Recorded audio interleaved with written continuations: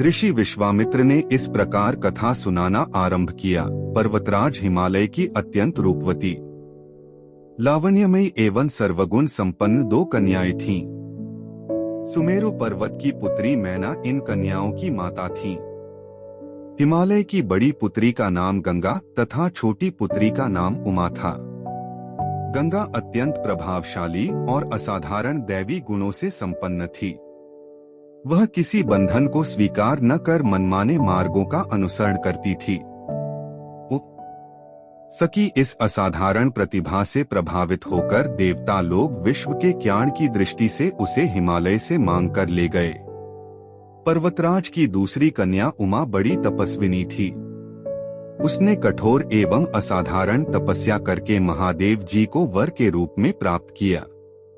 विश्वामित्र के इतना कहने पर राम ने कहा, ये भगवान, जब गंगा को देवता लोग सुरलोक ले गए तो वह पृथ्वी पर कैसे अवतरित हुई और गंगा को त्रिपथका क्यों कहते हैं? इस पर ऋषि विश्वामित्र ने बताया, महादेव जी का विवाह तो उमा के साथ हो गया था, किंतु 100 वर्ष तक भी उनके किसी संतान की उत्पत्ति नहीं हुई। एक बार महादेव जी के मन में संतान उत्पन्न करने का विचार आया। जब उनके इस विचार की सूचना ब्रह्मा जी सहित देवताओं को मिली तो वे विचार करने लगे कि शिव जी के संतान के तेज को कौन संभाल सकेगा। उन्होंने अपनी इस शंका को शिव जी के सम्मुख प्रस्तुत किया। उनके कहने पर अग्नि ने यह भार ग्रहण किया और परिणाम स्वरूप अग्नि के समान महान तेजस्वी स्वामी कार्तिकेय का जन्म हुआ। देवताओं के इस षड्यंत्र से उमा के संतान होने में बाधा पड़ी तो उन्होंने क्रुद्ध होकर देवताओं को शाप दे दिया कि भविष्य में वे कभी पिता नहीं बन सकेंगे। इस बीच सुरलोक में विचरण करती हुई गंगा से उमा की भेंट हुई। गंगा ने उमा से कहा कि मुझे सुरलोक में विचरण करत हुए बहुत दिन हो गए हैं।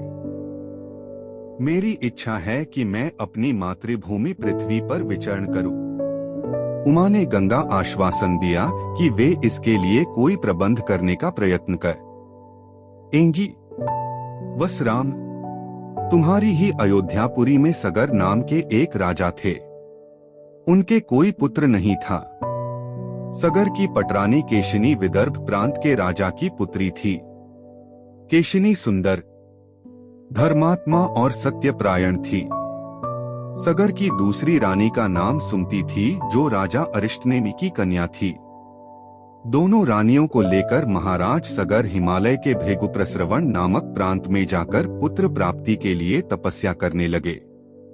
उनकी तपस्या से प्रसन्न होकर महर्षि भृगु ने उन्हें वर दिया कि तुम्हें बहुत से पुत्रों की प्राप्ति होगी। दोनों रानियों में से एक का केवल एक ही पुत्र होगा जो कि वंश को बढ़ाएगा और दूसरी के 60,000 पुत्र होंगे। कौन सी रानी कितने पुत्र चाहती है, इसका निर्णय वे स्वयं आपस में मिलकर कर लें। केशिनी ने वंश को बढ़ाने वाले एक पुत्र की कामना की और गरुड़ की बहन सुमति ने 60,000 बलवान पुत्रों की। उचित समय पर रानी केशिनी ने असमंजस नामक पुत्र को जन्म दिया।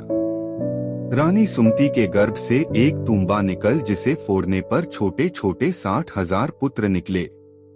उन सबका पालन पोषण घी के घड़ों में रखकर किया गया। कालचक्र बीतता गया और सभी राजकुमार युवा हो गए। सगर का ज्येष्ठ पुत्र असमंजस बड़ दुराचारी था और उसे नगर के बालकों को सरयू नदी में फेंककर उन्हें डूबते हुए देखने में बड़ा आनंद आता था। इस दुराचारी पुत्र से दुखी होकर सगर ने उसे अपने राज्य से निर्वासित कर दिया। असमंजस के अंशुमान नाम का एक पुत्र था। अंशुमान अत्यंत सदाचारी और पराक्रमी था। एक दिन राजा सगर के मन में अश्वमेध एक यज्ञ करवाने का विचार आया। शीघ्र ही उन्होंने अपने इस विचार को कार्य रूप में परिणत कर दिया। राम ने ऋषि विश्वामित्र से कहा, गुरुदेव, मेरी रुचि अपने पूर्वज सगर की यज्ञ गाथा को विस्तार पूर्वक सुनने में है। आप कृपा करके इस वृतांत को पूरा सुनाइए। राम के इस तरह कहने पर ऋषि विश्वामित्र प्रसन्न होकर कहने लगे, राजा सगर ने हिमालय एवं विंध्याचल के बीच की हरी भरी भूमि पर एक विशाल यज्ञ मंडप का निर्माण करवाया। फिर अश्वमेघ यज्ञ के लिए श्यामकर्ण घोड़ा छोड़कर उसकी रक्षा के लिए पराक्रमी अंशुमान को सेना के साथ उसके पीछे पीछे भेज दिया। यज्ञ की संभावित सफलता के परिणाम की आशंका से भयभीत होकर इंद्र ने एक राक्षस का रूप धारण करके उस घोड़े को चुरा लिया। घोड़े की चोरी की सूचना पाकर सगर ने अपने 60,000 पुत्रों को आदेश दिया कि घोड़ा चुराने वाले को पकड़कर या मारकर घोड़ा वापस ला। पूरी पृथ्वी में खोजने पर भी जब घोड़ा नहीं मिला तो इस आशंका से कि किसी ने घोड़े को तहखाने में न छुपा रखा हो, सगर के पुत्रों ने संपूर्ण पृथ्वी को खोदना आरंभ कर दिया। उनके इस कार्य से असंख्य भूमितल निवासी प्राणी मारे गए। खोदते खोदते वे पाताल तक जा पहुँचे। उनके इस नृशंस कृत्य की देवताओं ने ब्रह्मा जी से शिकायत की तो ब्रह्मा जी ने कहा कि ये राजकुमार क्रोध एवं मद में अंधे होकर ऐसा कर रहे हैं। पृथ्वी की रक्षा कर दायित्व कपिल पर है, इसलिए वे इस विषय में कुछ न कुछ अवश्य करेंगे।